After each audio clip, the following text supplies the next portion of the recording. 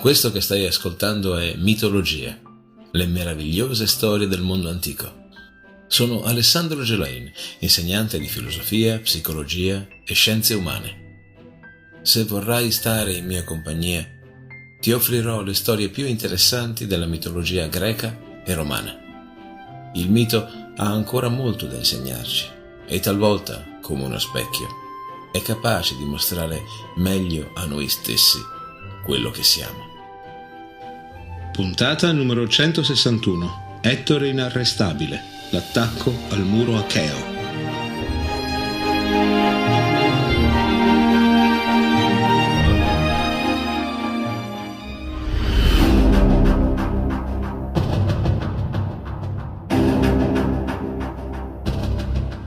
Il muro degli Achei cade, sommerso dalla sabbia portata dal vento e distrutto dalla violenza delle onde marine. Non ne rimane alcuna traccia, se non nelle storie raccontate. Viene distrutto e ridotto in polvere, certo, ma non oggi. Oggi resiste e sopporta l'attacco troiano che pur pare incontenibile.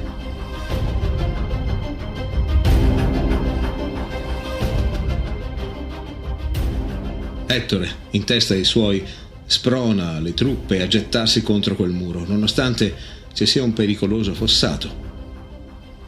Polidamante, fratello minore di Ettore, gli parla. Costui ha il dono di una vista superiore, è un indovino.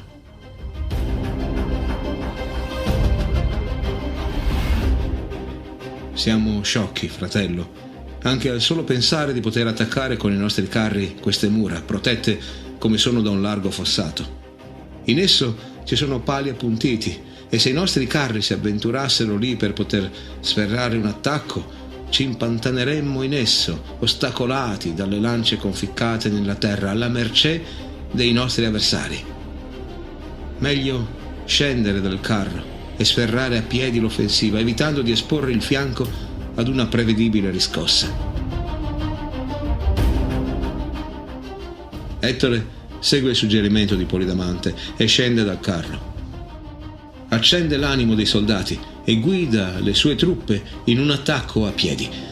Grandi sono le perdite per i greci, in quanto i troiani combattono come un leone ferito che non si cura più del dolore o di nuove lesioni, vuole solo uccidere quanti più avversari può a costo della propria vita.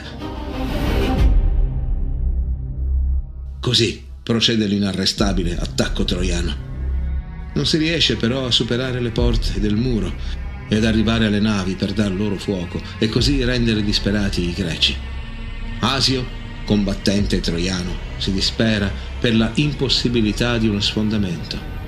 Ignora che Zeus vuole riservare l'onore di fare breccia ad Ettore e a lui solamente. Mentre le forze di Ettore sono in avanti, dal cielo giunge un'aquila che stringe negli artigli un serpente. Vuole portare del cibo ai suoi piccoli. Il serpente morde il collo dell'aquila. Il maestoso animale lascia cadere il suo ostaggio, aprendo gli artigli proprio mentre sorvola le fila troiane, alla sinistra dello schieramento. Polidamante non ha dubbi. Questo è un segno di sventura. Confida i suoi pensieri al fratello Ettore, che questa volta, reso quasi cieco dal furore della battaglia, non lo ascolta, vuole continuare nell'attacco. A nulla valgono le parole di Polidamante, che paventa davanti agli occhi infuocati di Ettore quello che, secondo lui, il presagio vuol dire. Se i troiani continueranno ora a cercare di sfondare le resistenze greche, riusciranno nel loro intento, ma al prezzo di innumerevoli perdite. Ed Ettore: mi hai appena spinto avanti e ora vuoi fermarmi? Ignori forse che Zeus stesso mi ha garantito la vittoria oggi? Pretendi che obbedisca al volo degli uccelli piuttosto che alla sacra parola di Zeus? Egli regna incontrastato sull'Olimpo, sugli immortali e sui mortali. Io seguirò la sua parola, che non temo di morire.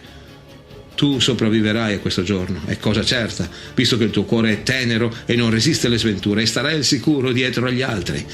Ma se ti allontani dalla lotta o mi privi dei miei soldati, sappi che prenderò la tua vita con la mia lancia.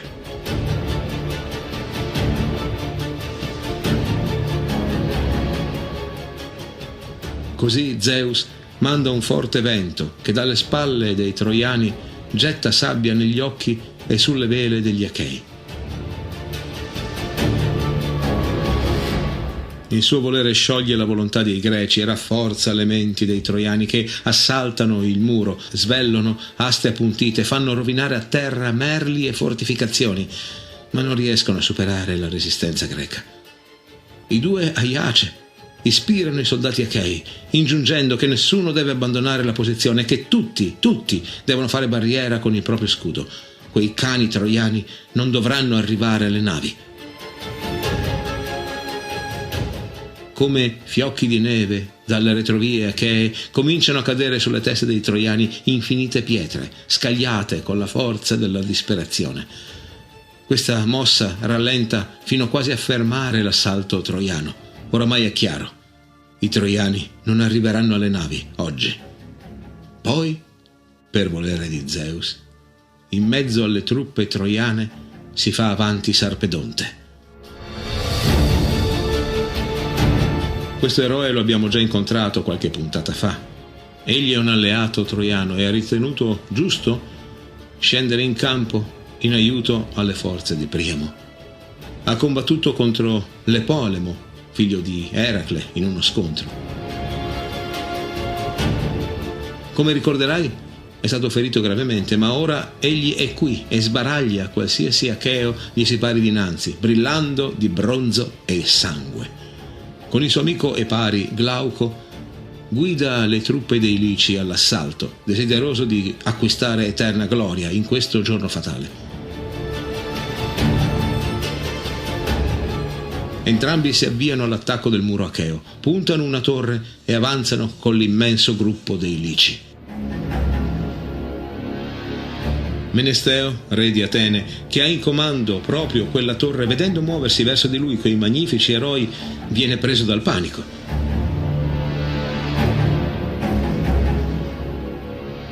Manda un araldo a chiamare, a supplicare i due Aiace affinché corrano in suo aiuto. Solo Aiace Telamonio, dopo aver dato comandi ai suoi e al suo omonimo, giunge ad affrontare la doppia minaccia Sarpedonte e Glauco. Con lui giunge il fratellastro Teucro. La sua frattura alla clavicola, che come ricorderai gli è stata procurata da Ettore, pare essere guarita. Una delle magie mediche di Macaone, questo è certo. Al loro arrivo però i Lici hanno superato agilmente il fossato e stanno già scalando le mura come una enorme nube nera che sale in fretta nel cielo a portare disgrazia. Sulle mura degli Achei perciò si combatte corpo a corpo.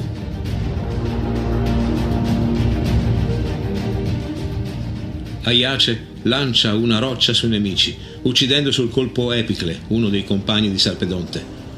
Teucro, dal canto suo, con il suo infallibile arco, riesce a ferire Glauco ad un braccio, mentre l'eroe sta tentando la scalata. Senza farsi notare dai suoi che perderebbero l'entusiasmo alla lotta nel vederlo ferito, Glauco mestamente si allontana dalla battaglia.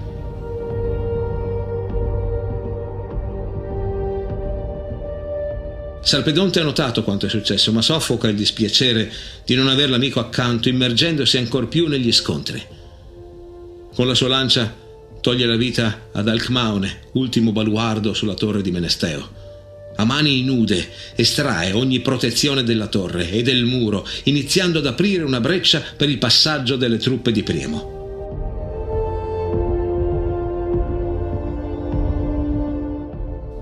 Accorrono Aiace e Teucro, ma ormai il danno è fatto. Una freccia di Teucro si conficca sullo scudo di Sarpedonte, proprio al centro, sopra il petto. Aiace cerca di conficcare la sua lancia nel corpo di Sarpedonte, ma la sua armatura pare infrangibile ed impenetrabile. Zeus, dall'alto dell'Olimpo, protegge il figliastro avuto con Leodamia, l'orgogliosa figlia di Bellerofonte. Nessuna arma, riuscirà a procurargli una ferita oggi.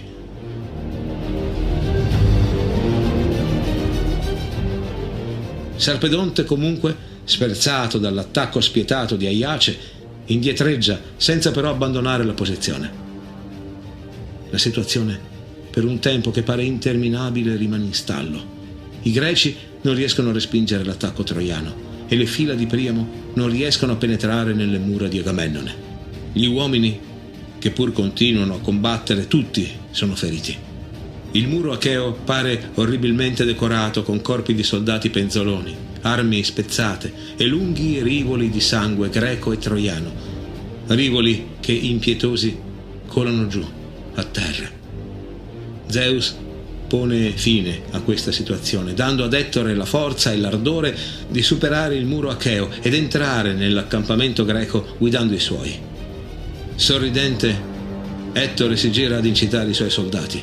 Amici troiani, non più esitiamo, sfondiamo questo muro e corriamo ad appiccar fuoco alle navi dei nostri nemici. Ettore raccoglie una roccia gigantesca e la fa roteare sopra la sua testa. Questa roccia, impossibile a sollevarsi per le mani di un solo uomo, è stata resa leggera dal volere di Zeus.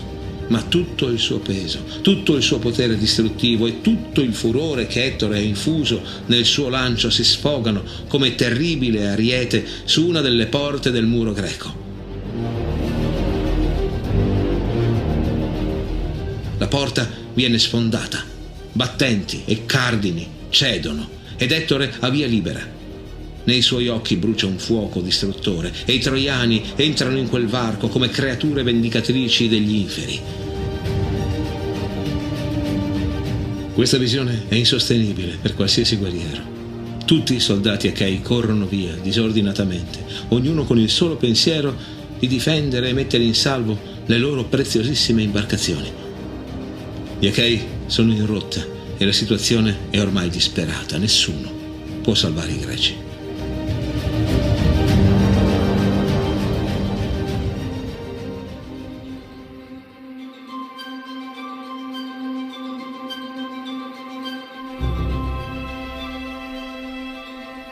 Dalle calme onde al largo della flotta achea, una testa dai capelli azzurri sorge dalle acque. Con sguardo interessato agli eventi, Poseidone medita se sia il caso di rispettare ancora una volta il comando di Zeus o se non sia invece opportuno intervenire per aiutare le truppe achee salvandole da questa situazione.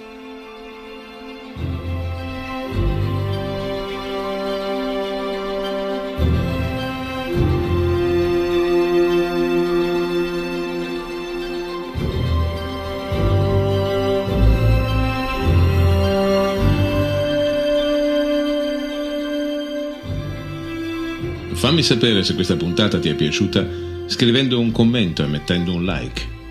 Condividi con i tuoi amici gli episodi che ti sono piaciuti di più. È il modo più bello e sincero di aiutarmi a far conoscere questo canale. Se non l'hai ancora fatto, iscriviti. In questo modo non perderai nessun nuovo episodio. Credi in questo progetto e vuoi dare un tuo contributo? Fai clic sul link Tipeee in descrizione e scopri come puoi sostenerlo. A questo stesso indirizzo trovi delle news e dei post che aggiorno con regolarità. Nei post, tra l'altro, rispondo alle domande che mi vengono poste sulle varie piattaforme, ma alle quali lì ancora non è possibile rispondere. Ti ricordo che in libreria trovi Eracle e la via dell'eroe, il nuovo libro nato da questo podcast. Un caldo grazie ai mecenati di questo progetto, Speranza, Giacomo e Vanessa, nuova arrivata che ho conosciuto di persona a Livorno, in un evento in cui sono stato ospite. Grazie mille, cara Vanessa. Hai appena ascoltato un episodio del podcast Mitologie, le meravigliose storie del mondo antico, raccontate da me, Alessandro Gelain. Grazie per esserti sintonizzato. Apple Podcast, Google Podcast, Spotify, Castbox, Spreaker, scegli tu. Iscriviti a questo podcast sulla tua piattaforma preferita. Ci sentiamo al prossimo episodio.